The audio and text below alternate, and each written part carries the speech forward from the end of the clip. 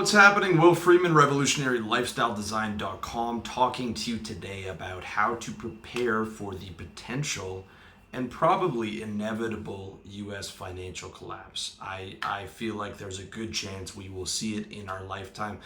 Okay, this is not financial advice. This is for entertainment purposes only, and my goal is to be able to give you a calm, collected, reasonable plan to be able to continue to play the game of life at the highest standard. I'm not trying to get you scared. I'm not trying to fearmonger. I'm not trying to sell you into gold or crypto at the end of this video. I'm just trying to give you a reasonable plan on how to prepare for something that we could very well likely see in our lifetime, as well as the things that I'm doing to prepare for that potential scenario. So this applies to you whether you're American or not.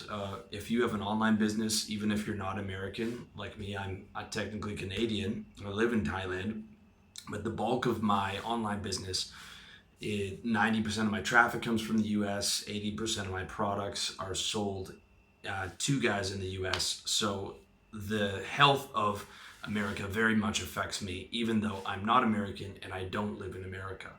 So here's the deal, okay? Uncle Sam is $19 trillion in the hole. 19 trillion with a T. That's today in 2018. And that's not getting worse. That's not getting better. That's getting exponentially worse. Okay, if you understand central banking, which is far beyond the scope of this video, your money is created as debt out of thin air by a central bank. There is no way out of that particular debt for a country, so that debt continues to expand. Since the Federal Reserve was established in America, you can look at the charts. I've got links in my article. The debt has continued to expand every single year, all right? The debt to GDP ratio to service the debt in many countries is something like 40%, and that only continues. I mean, you'll look and there'll be renegotiations of loans, and bankers will allow concessions in terms for in exchange for assets and in exchange for worse payment plans over the future. But they're not getting out of that debt. That's only going to go up. And what's keeping the U.S. afloat and still strong is stomping around the world to keep their petrodollar as the world reserve currency, as well as the voodoo economics they're using to keep the money supply up. I mean, people estimate inflation to be 3%. I think it's much higher now, probably like 5 or 7%. Doing all kinds of voodoo to keep that dollar up and to prop that stock market up and buy up their own bonds and so forth. Okay, but that can't go on forever. All right, I hope it goes on. As a businessman, I hope they keep doing it for the next 20 years. Morality aside, okay, I'm not saying that as a moral argument. I'm saying from a business perspective, I hope they keep just injecting whatever they need to do and doing those voodoo spells and just whatever they need to do to just keep that party going for another 20 years. Because if and when that collapse happens, it's gonna be bad. Okay, you've also got a situation where China has surpassed the U.S. in GDP. That's not the future. That's already happened. China is continuing to grow. China has not expanded militarily around the world. I mean, within reason. They have a ton of savings on personal levels. They do not live in consumer debt.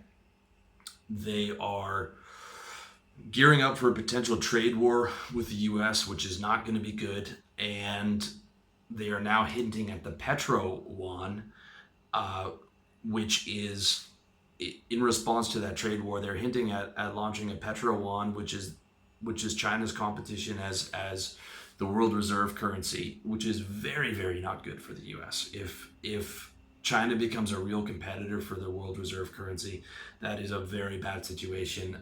Being the world's reserve currency, and you can look into the idea of the petrodollar, is half of what's keeping the U.S. afloat right now.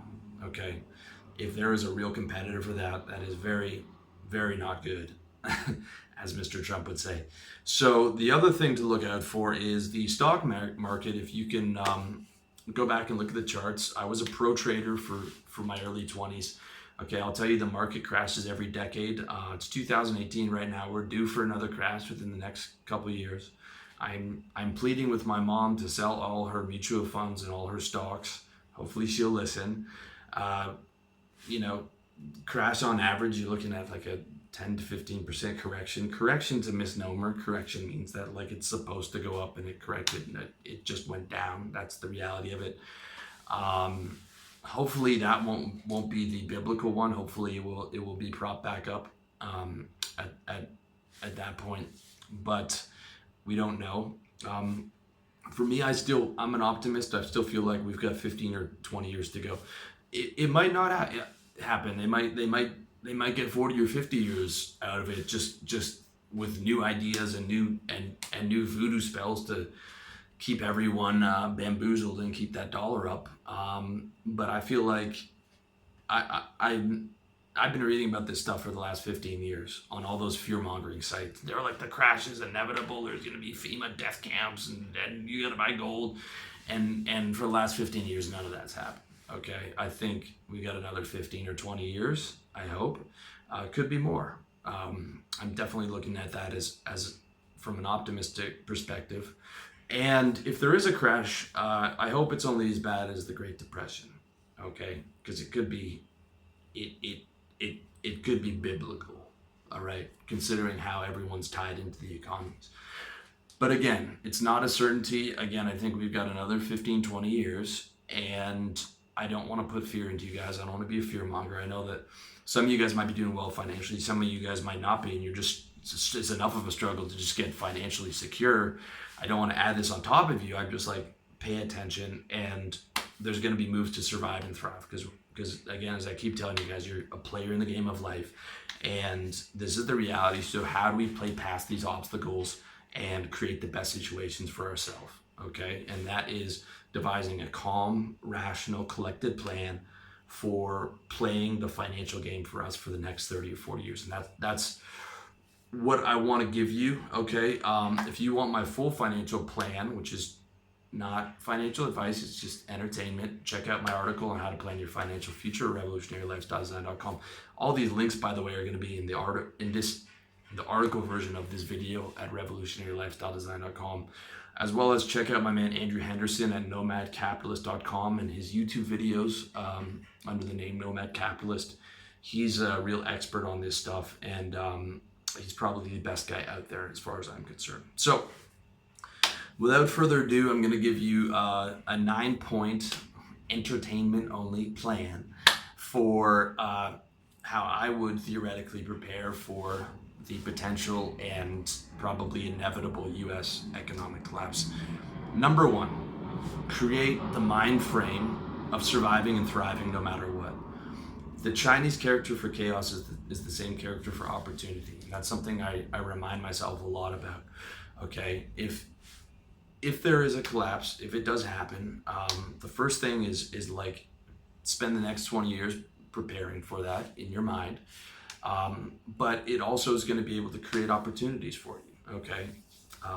By prep, I don't mean, giving into the fear mongers and throwing all your money into gold and crypto or becoming one of those hardcore preppers. I just mean like prepping your mind like, okay, I'm going to survive no matter what. And how do I do this? How do I put the plan together?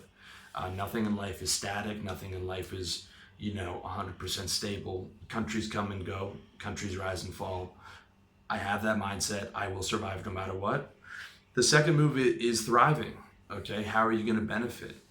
One example that I have is I'm already prepping an economic survival product. This is sort of the base of an economic survival product that I'm going to plan to launch in the next 3 to 4 years to give you a full breakdown of how to prep for it, and then it'll analyze stuff like Venezuela and countries that have actually gone through it and what to do if the crash happens.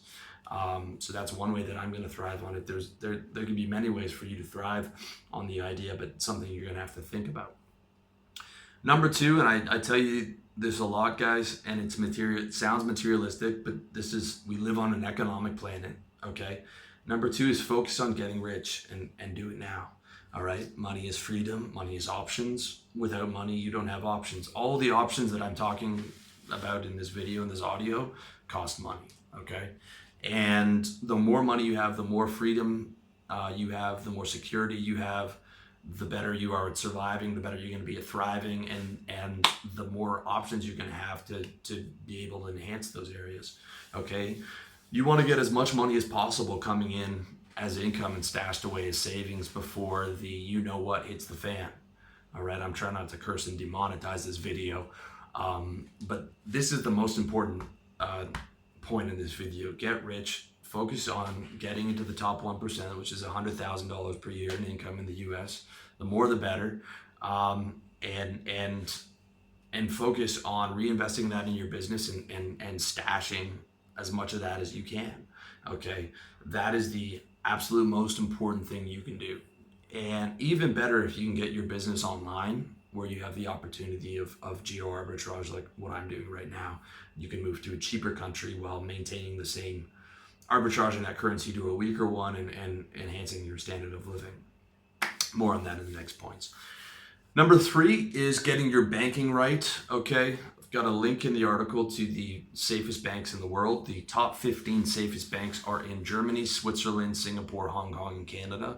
It takes until 40 to get to the US banks, thanks to their more lax reserve ratios, the derivatives that they're selling, which are terrible. Don't ever buy a derivative. Don't buy these toxic derivatives, and just lack standards. For example, Singapore's never had a banking failure. Singapore is also home to the most millionaires per capita in the world. Okay, times are not changing in the future. They've already changed. Okay, Singapore and Hong Kong were once colonies of the United Kingdom, and so was the U.S. And the U.S. became the master and helped Hong Kong and Singapore, and now Hong Kong and Singapore are becoming the master, and that's the way this game works, and that's already happened, guys, and that trend is going to continue to accelerate in the future. With that said, I know most of you guys live in the U.S. Most of you have U.S. bank accounts. I know going offshore is complicated. It's difficult. So first thing, if you're using a U.S. bank, switch to the one that you would think would be most likely to survive.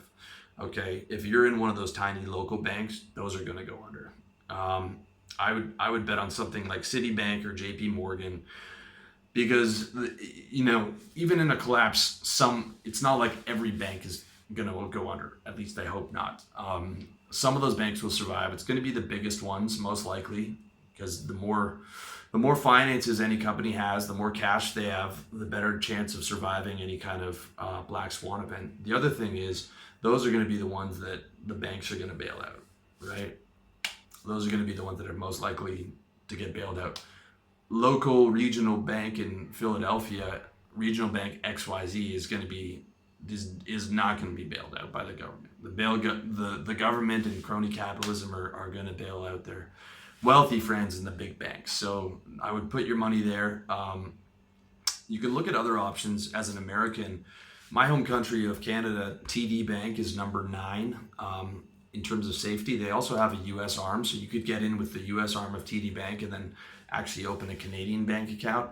I don't know how Canada would survive in a U.S. economic collapse. I know they would take a hit as well, but I would bet on a bank like TD Canada, which is number 9 in safety in the world, is surviving. Like in Canada, we only have 4 banks.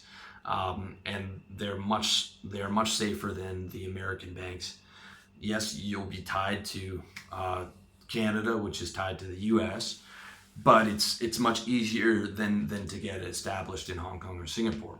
If you are in Asia like I am, Hong Kong and Singapore, excellent options, but they are much harder to get into today than they were 10 or 15 years ago. You need cash.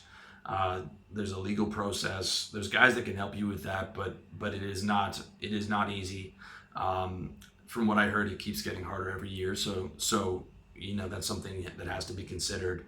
I have my money in Thai accounts in Bangkok Bank, which is the biggest bank in Thailand. It's also the only bank that I believe that you can get set up with as an American right now. But I'm looking more towards Malaysia. The Thai banks aren't super safe either, but they are not tied to the U.S. economy as much as, say, a Canadian bank would be. Okay, I'm probably going to move over into Malaysia, which I think has the potential to be the next Singapore and to get in there early. Number four, getting offshore real estate. If you've watched my articles and videos on on real estate part one, why you shouldn't buy a house, or real estate part two, why you shouldn't invest in real estate, I still stand behind those articles.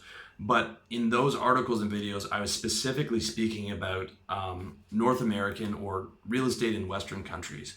Right now in my home city of Toronto, a mediocre house that's like a 40-minute subway ride out of downtown Toronto costs you $750,000. Okay. I mean, just the cost alone means you have to go into a good amount of debt to be able to pay for it. Number of other reasons. You can check out those videos and articles, links in the article to this video. You've got the appreciation myth, which a lot of that is based on, if you take away inflation, that appreciation looks a lot worse. Locking yourself into debt. There are guys who've made a lot of money in real estate. One of the guys that I recommend, I love Grant Cardone. He's made a ton of money in sales and sales training and invested that highly leveraged into real estate, buying multifamily homes, spending every free minute looking at deals and understanding real estate. And look, I'm not saying you can't make a lot of money investing in real estate in North America, but for most of you guys who aren't $1 million earners, most of the guys that I know who invest in real estate became slaves to it and were struggling financially. Again, there's that higher level Grant Cardone option, but even Grant Cardone recommends not buying a home in the US. Like, he rents his, and all the things that he owns are multifamily homes that earn him income. Okay, and then he rents his home and gets a tax credit for it. Okay, but I'm not talking about North American real estate here, and I'm not talking about real estate as an appreciation or as sort of a passive side business. I'm talking about offshore real estate as a financial security, as wealth protection for a potential economic collapse. Okay, like for me, I know that I'm going to get the bulk of my money, the bulk of my appreciation from my business, which is incredibly high margin, and reinvesting my money into this business and reinvesting that into high margin side service-based businesses. Okay, but when I get my money out of the business, I want it to be somewhere that's safe and stable.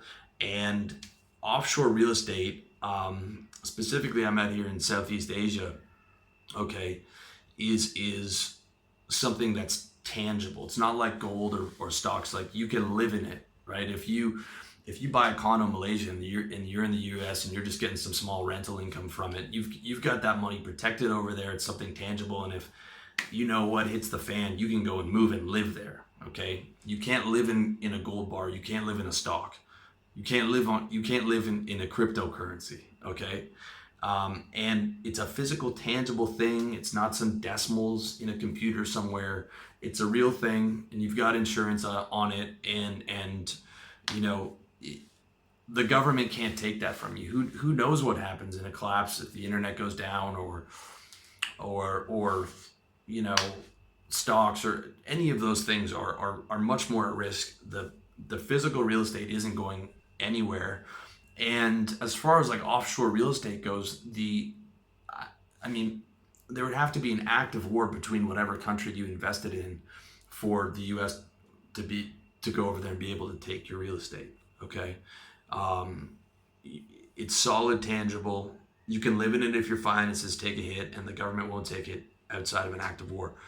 Also, the other thing is Southeast Asian real estate is way cheaper, and in some cases comes with residency. So in Malaysia, and don't quote me on this 100%, these are approximate numbers, there's something called a My Second Home residency, where if you drop $130K on a condo, which will get you a really nice condo in Kuala Lumpur, like really nice, that gets you, multi-year residency, assuming you also put like 30 grand in a bank account.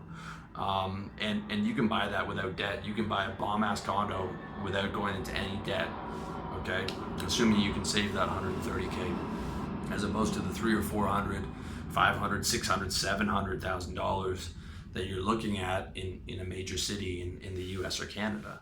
Okay. Also, it gives you a currency bet over the next 40 years. Okay. Like, I don't see how the Malaysian ringgit will not appreciate to the US dollar over the next 40 years, to a declining US dollar um, has way more inflation than is actually stated. I don't see how a developing economy that's increasing rapidly, how that currency will not appreciate. So you have that condo investment, but you also get a natural currency play that comes with having that condo in the Malaysian ringgit or the Thai baht or something along those lines. So, in summary, on that is the main idea is not for appreciation. The main idea is security in the event of a collapse, cheapness that you can buy it without debt, as well as the side benefits of getting a residency if that country has a program, as well as a currency appreciation play against the U.S. dollar.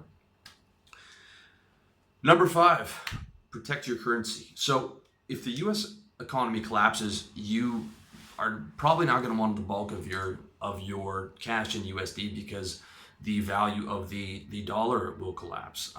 In my opinion, you only have to look at Weimar Germany, which was Germany in the 20s prior to the rise of Hitler, where it was a situation of economic collapse and resulting in hyperinflation. So people were taking their life savings in a wheelbarrow to go pay the rent because the currency was so inflated. And inflation is, to understand inflation, it is the bankers print more money, and therefore, because money is less scarce, it becomes less valuable. That's what inflation is. That's why you've got your 3% or your 5% inflation a year, because the governments are printing money and devaluing your storehouse of wealth every year. Hyperinflation, when you're in that 10, 20, 30% range, like that could happen in an economic collapse. It happened in Venezuela. It happened in subsequent economic collapses after Weimar Germany. You probably will not want your cash sitting there in USD going into an economic collapse. You've got your crypto, you've got your gold, and yeah, I mean, I could see money moving into those. I could see those appreciating. But neither of those are currencies, okay? I know a lot of you guys love crypto, but hear me out. Crypto is barely a currency right now. You can't go into even 7-Eleven and buy a chocolate bar in currency. You can buy steroids online with it, okay? But like, you can't buy a house, you can't buy a car, you can't buy all that much. Now that is very much subject to change. You could see crypto becoming accepted, but as of right now, it's not. The other thing with those investments, when they're not currencies, is that you're left gambling on appreciation. So Bitcoin was 18,000, then it's down to 14,000. That's your storehouse of wealth. Like a currency, you've got a relatively stable range. Like I have money in Thai baht. I know that I'm not going to wake up tomorrow and lose 20% of my wealth in there, right? It's in a very stable, relatively narrow range. The currency, crypto especially, is not. Gold has a relatively stable range, but again, what do people talk about when they get excited about gold or crypto? Okay, they talk about the price. All right, the price in US dollars, the price in currency. That's what those things actually mean. Okay, that's what people get excited. Oh, Bitcoin's at 10,000. 10,000 what? 10,000 US dollars. That's what people care about. It's the dollars because that's what you can actually spend. You can't spend gold. You can't spend crypto except for a few places. You can't spend stocks. You can spend the actual currency. Okay, and in the future, stores might take crypto. Then that opens up a different possibility. And if crypto stabilizes into a range, like, I don't like to gamble with my savings. I'm reinvesting into a business, but when I pull it out of my business, I'm not looking for mad appreciation in that. I'm looking for 90% for wealth protection. That's why something stable like an actual home, right? An actual offshore real estate in Southeast Asia, like, even if the currency takes a hit, you have a home to live in. You can't live in your crypto. You know what I'm saying? So you got to protect your currency. And even if you like stocks, I mean, stocks, the average appreciation for the S&P over the last 100 years in America is about 8%. Most people, most mutual funds do far below that. A lot of mutual funds lose money. Guys that pick into individual stocks do far below that. I mean, a lot of people lose money investing. The vast majority lose money in trading. Also, if you look at in Malaysia, HSBC Premier gives you 8% on your money. They give you a top tier S&P return just for holding your money in the bank account. They used to do that in the 40s and 50s. Okay, but banking's become so corrupt that now you get like 0.0103% on your savings because they just expect you to give you their money. Whereas developing countries will actually give you an incentive because they want your money, you know, and they want to treat you, they want your business, and they will fight for it. Okay, so again, and that's assuming that, okay, if you have that 8% in an S&P, you know, or in the spiders or whatever, in an index fund, that's assuming that the next 100 years is going to be good as the last 100 years. The last 100 years in America were the 100 years of the most prosperous economic machine in the history of the world. I very highly doubt that America over the next 100 years is going to be able to match that, okay? And you definitely don't want to be holding stocks going into collapse. So, I mean, look at the chart of the Great Depression. So I'm saying, protect your currency. If you're going into a collapse, your currency is not protected in US dollars, okay? If you have it in crypto or gold or right now, you can't spend that. Again, it's more complicated than that. Check out my article on what I actually think it's like a reasonable breakdown on crypto, but like I'm just talking about a pure currency protection play. Like if you're planning on moving to Malaysia or Thailand, putting some of your money into those currencies, I mean, it's hard for me to see how the ringgit won't appreciate as Malaysia continues to grow to the US dollar. That's very hard for me to see. Also, if the US does collapse, I mean, you could see, or US dollar collapses, you could see a spike in appreciation because the money has to go somewhere. Okay, so that investing strategy is beyond the scope of this article and video. Check out my video on crypto. Check out my full financial plan to see all the options there. But I'm saying just have the idea of protecting your currency. It's not protected in US dollars. It's not protected in US stocks. Even US real estate, you saw in 2008, you saw what that collapse looked like. So consider that. Number 6, consider moving. Okay. You know, you see a lot of these survivalist guys and these prepper guys, and you know, they're quite scared. They're operating a lot on fear, a lot of aggression there. And I'm not hating on those guys. Okay, I get it. I get that a lot of those guys are patriots and they're bunkering down, but I really don't think that's your best move. Okay, I think a lot of those guys haven't been out of the US and they haven't considered the option of moving.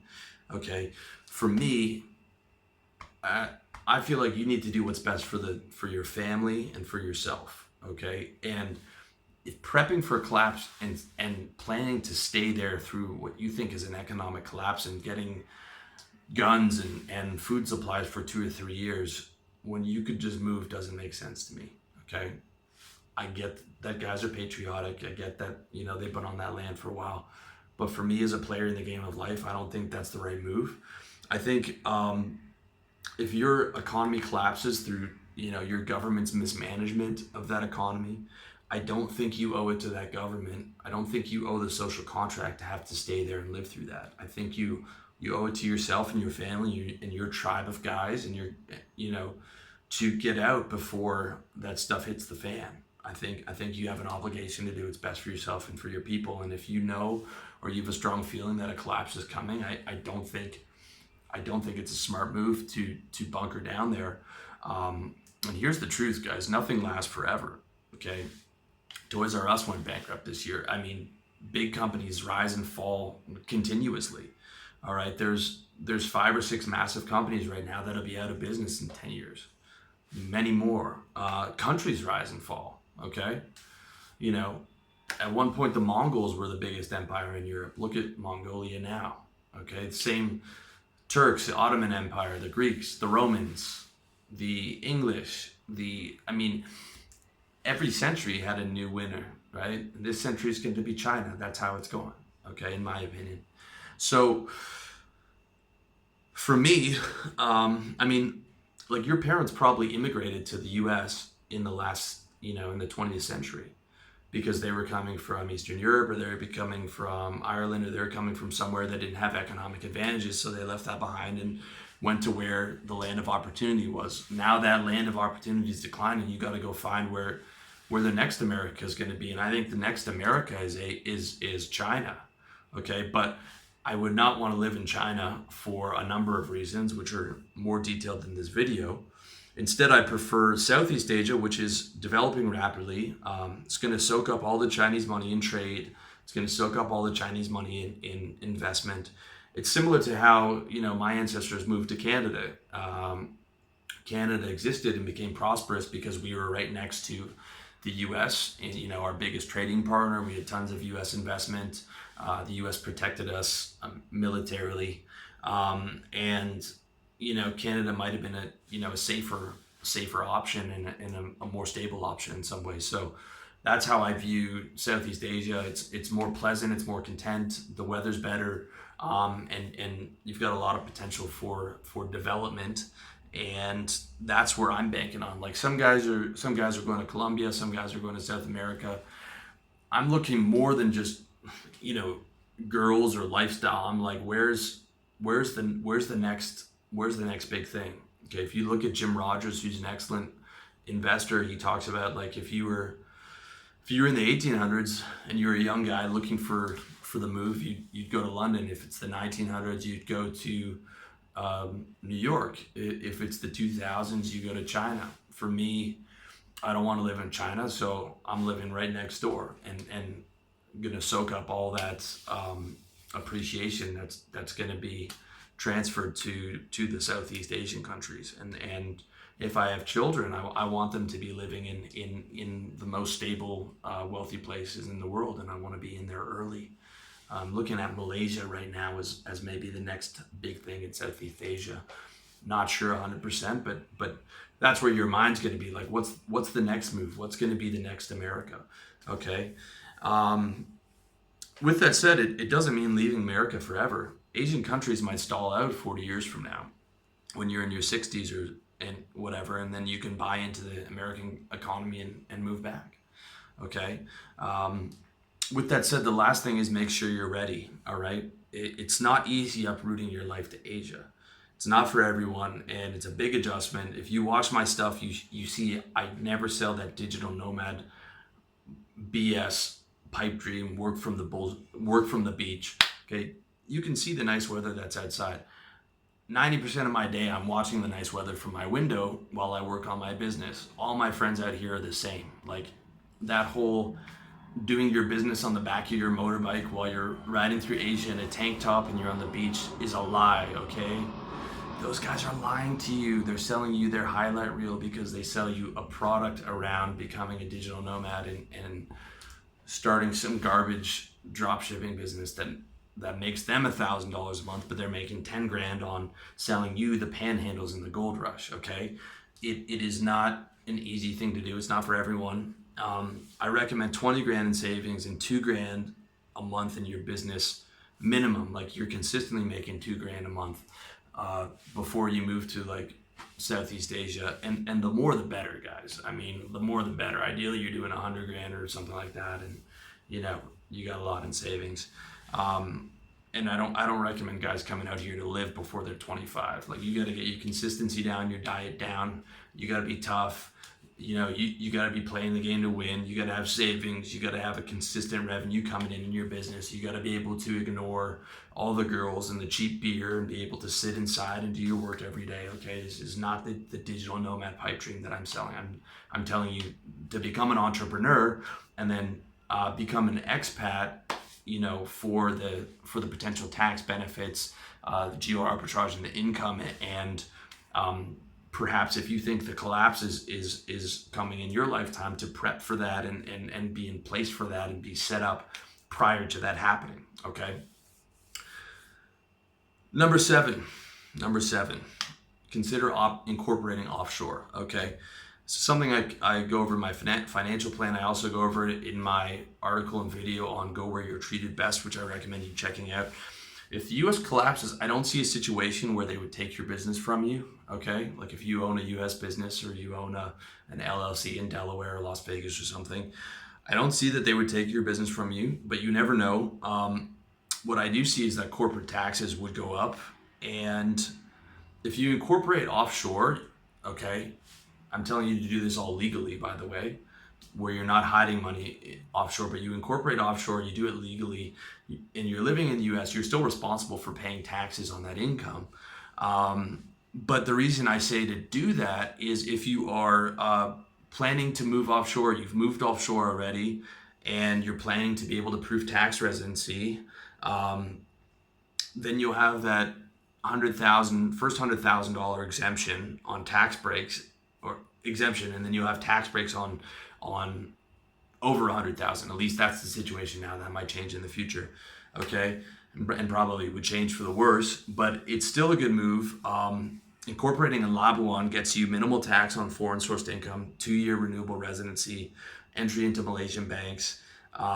Ideally, the incorporating offshore is if you're planning to move out of the U.S. Like, let's say you've got your business up and running a little bit, you can re-domicile it to maybe Labuan. You know, you pay a small amount of taxes. It's like either 3% on your foreign sourced income or something like $3,000 a year in advance that you're going to be moving there. Okay, and Labuan's the offshore jurisdiction in Malaysia, where companies like AirAsia are incorporated. In advance that you're going to be moving there and planning to live in that country, so that you're already getting your ducks in a row now in advance of that move. You know, if there is an economic collapse, I would want to have as little ties in that country as possible, especially if you're planning on moving out. You know, I wouldn't want to have my business domiciled there. That's just me. Number 8, prep for a hit, prep for a business hit. Okay, I will expect a hit to my business if the U.S. collapses. Ideally, I will have a ton of cash stacked by that time. I'm pretty comfortable now, but you know, I'm only stacking more. I mean, again, it goes back to point number 2: focus on getting rich now. As I said before, I'm staying inside all day, not drinking and chasing girls like I want to be with this beautiful weather outside. Okay, because I'm here to work and I'm here to build.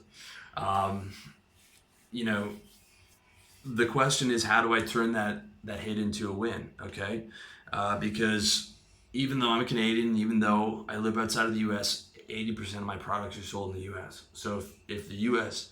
takes a hit, I know that guys are going to have less money for self-improvement products. Again, one of the things I'm looking at, as I said before, Malaysian real estate ownership, because then I got my living expenses done, stacking the cash, you know, the currency, all that stuff. But one of the things about incorporating in Labuan is it allows you to do business in Malaysia as well. You'll be taxed on that, although they have lower rates than North America.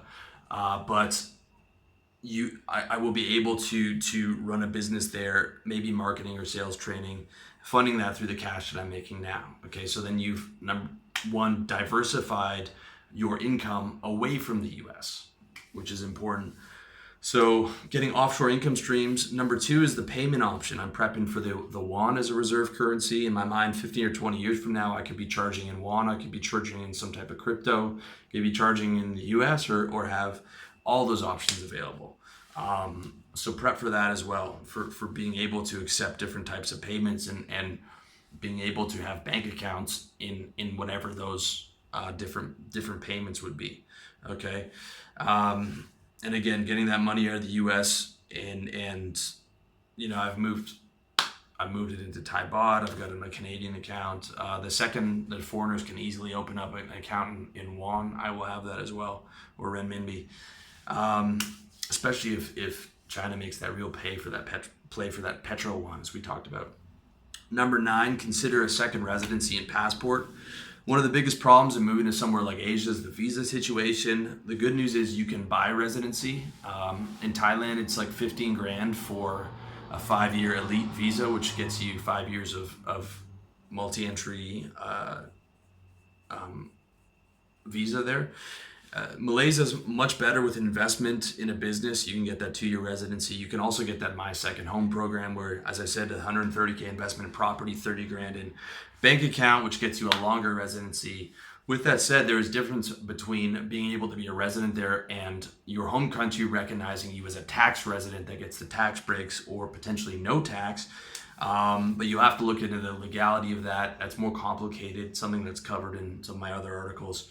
The second part is an actual second citizenship or a second passport. That's much harder in Asia. It's impossible in Thailand. Some of the Asian countries, it's easier. But ideally, you want like a top tier second passport if you can get one. Like if you're Hungarian or Irish or Israeli, you can get those passports through your parents being born there, or Irish, even your grandparents. My dad's Irish, so I'm looking to get an Irish passport. Irish passport to me is ideal because they have favorable tax laws. Google's set up over there. Also gets you entryway into, I can live anywhere in the European Union, which is super beneficial. So I would look into getting one of those just to be able to have it as an extra layer of security. And it also gives you the extreme option of renouncing your U.S. citizenship, okay? I'm Canadian. I don't see myself renouncing my Canadian citizenship, but the U.S. has the long arm of the law everywhere, and everyone reports to U.S. countries. With that said, it's a very extreme option today. I don't recommend it. You know, people at the world outside of the U.S. would kill for a U.S. passport right now. But if you're planning to leave in the future, and then over the next 5 years, you get yourself like a second passport like the Irish one, it's something to consider if, as the U.S. is pushing towards a collapse, they start cranking down on expats and making it difficult for you to get tax breaks and charging you full income and harassing you in different ways and making you, like right now you have some benefits, but if they start doing that, or if they start, not allowing you to live outside of the U.S., like they might pull you back into the country if they're coming to a collapse. Like crazier things have happened. So I'm not saying to do it now. I'm just saying keep an eye out open for it. And if you have a second passport, it gives you an option to do that. Okay, so in conclusion, those are all just ideas to consider. There's a whole wide world open to you outside of the U.S., outside of North America. With that said, everything I outline in here is legal. I'm not recommending you to break any laws. The IRS is all over the world. They have reach in every country, and you do not want to be on their bad side. I'll tell you that. Also, a lot of the ideas I outlined are complicated. This is not financial advice. I recommend you speak to financial professionals. I recommend you speak to the best. Expect to pay. Okay? Expect to pay for it. Do all your research. Talk to the top tier expat lawyers. And check out all the videos and articles, okay? Check out my full financial plan article. Check out my Go Where You're Treated Best article and video. Check out my article and vids on building your service business. And check out my man Andrew Henderson at nomadcapitalist.com and his Nomad Capitalist YouTube videos. He also is a guy, he's, in my opinion, the best in the world at this stuff. He's also a guy that can help you set up your financial plan. But again, he's going to be expensive. Anyone who's good is going to be expensive. And I don't have an affiliate commission with him. I just think he's really good. So hope you found that video useful. Again, not financial or legal advice. Do your homework, but keep your mind open and keep monitoring the situation, and make sure that you got the mentality to play the game of life, man. Survive and thrive. That's how I see it. So let me know what you think in the comments section. Check me out, revolutionarylifestyledesign.com, iTunes, Facebook, SoundCloud, website. I'm everywhere, man. Much love to you.